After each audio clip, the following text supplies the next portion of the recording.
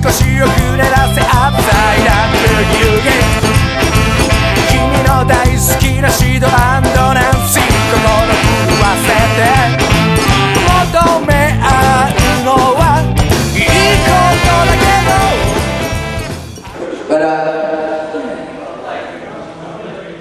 going around town, like how many people here have played the new Pokemon? Like how many people here actually have a Pokewalker on them right now or know someone?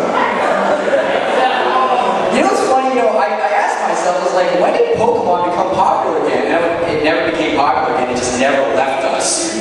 But, I'm in my 20s and I'm in college and, I kind of want to get back into the Pokemon thing, but, I feel kind of weird playing Pokemon.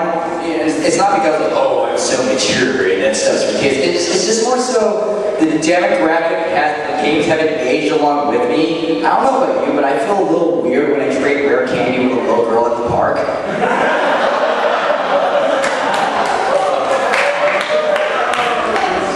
It was really bad that same day because I was borrowing my dad's van. All I needed was a bear mascot costume in the back and I'm just like set to fail. But I really think that we can just make another Pokemon game like to our demographic. You don't even have to like rework the formula from the ground up. You just like tweak some things like Americanization or something. Like, you have Beer Keg, you have Melting, you teach us how to Beer Keg. You teach your Pokemon useful skills. You don't teach your Pokemon surf or cut. No, you teach yourself you really need in a college environment, like making me a sandwich. Or have Pikachu go over and like go eat the Pika in front of a really cute girl, then get her a number, then later tell that same girl I'm a level 49 major woken up.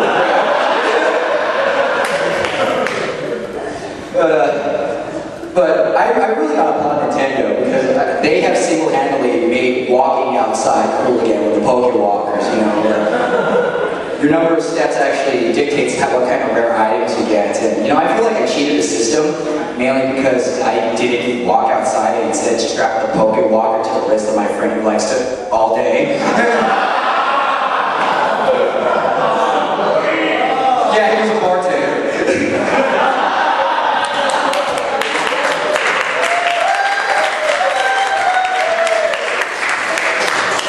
But I have to say that anime has really distorted my sense of thinking. Like, I made a New Year's resolution to spend less money, and that's kind of hard because I like anime and video games. Yeah. But when it comes to saving money, especially at a convention, it seems like the budget that is first asked, that you first skip on, is not the video game budget, not the cable budget, and definitely not the internet budget. No, it's the food budget. The food is always expendable in the world of anime, and I think I know why, because when it comes to anime and food, anime fans have this incredible means of mind over body. They can just control their survival instincts so they don't starve to death. It's like, that one scene in a book, you remember Hook with Robin Williams? Yeah, that one scene where he's imagining eating dinner and he gets an empty bowl in front of him and he's like having like a 3-course meal? We do the same stuff when we're starving. It's like, damn bro, I'm hungry. And I don't have any money for food, what do I do? It's like, yo dude, check this out, eat this. Whoa man, that's chocolate Pocky. It ain't chocolate Pocky, it's a turkey sandwich. Whoa, I see it now. Chocolate covered turkey sandwich. And where does that money go right after it's saved? It goes around.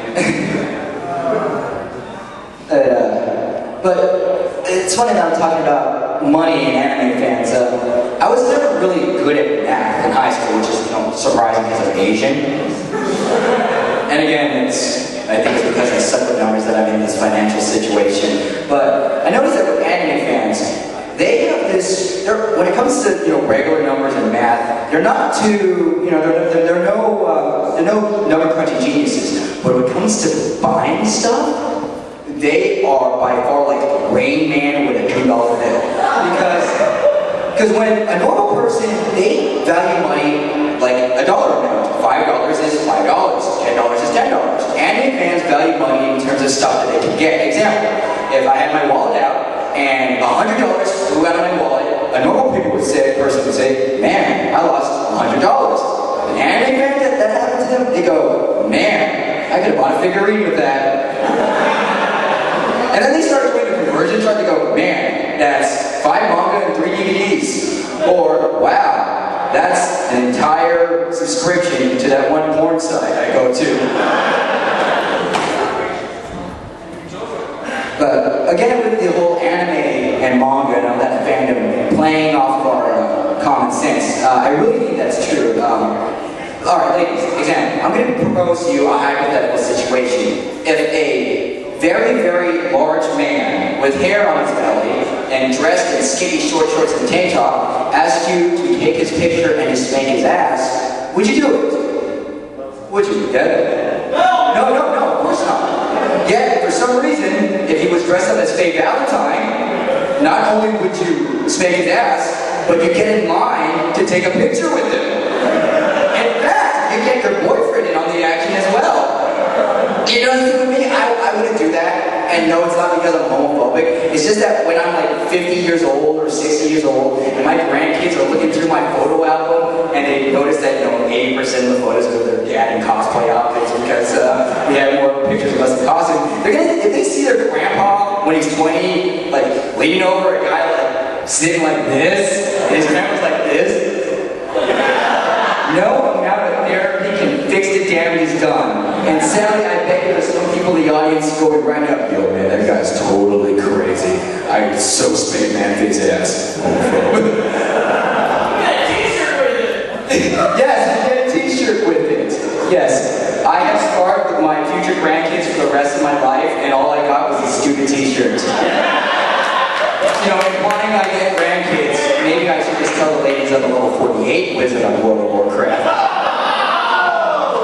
Hey, you gotta flex, you gotta move.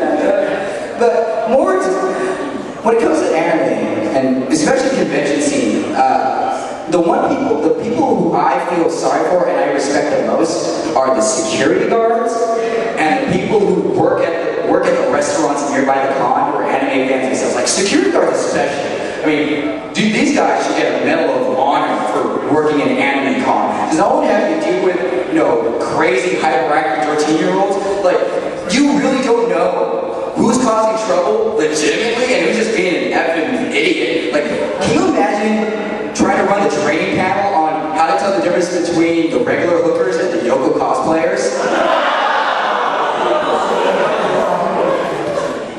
But the only thing harder than that is the people who are anime fans who work at the restaurant. Because if you're an anime fan and you work at the restaurant at a convention, oh my god, that is like having a pedophile watch Lucky Star. I mean, you're just waving the ticket like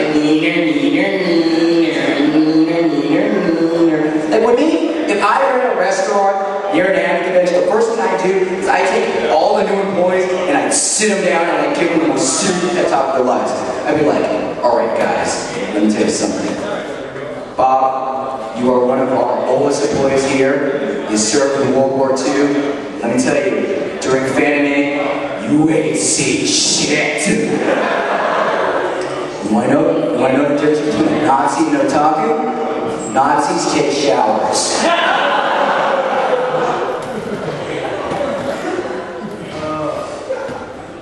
Yeah, let that mull about in your brain a little bit. Or who knows. But the last example that I have of anime distorting my perception is it really glorifies really stupid activities at a level that jackass gets envious of. Alright, example is, if I ran down the staircase right now and I found someone on the street and I beat them within an inch of their life with a baseball bat and stole their money, that's a mugging, correct people? Mugging, yes or no? Yeah. Right, but if I was in Kingdom Hearts 2, that's a struggle battle. Or with Ranma 1/2. I bet you some time ago in your Ranma 1/2 fandom, you've looked at yourself and honestly said, man, I kind of wish I had a Juseiko curse where I turned into a girl. I see some people hanging their heads in shame. So, that's the end of my set, and I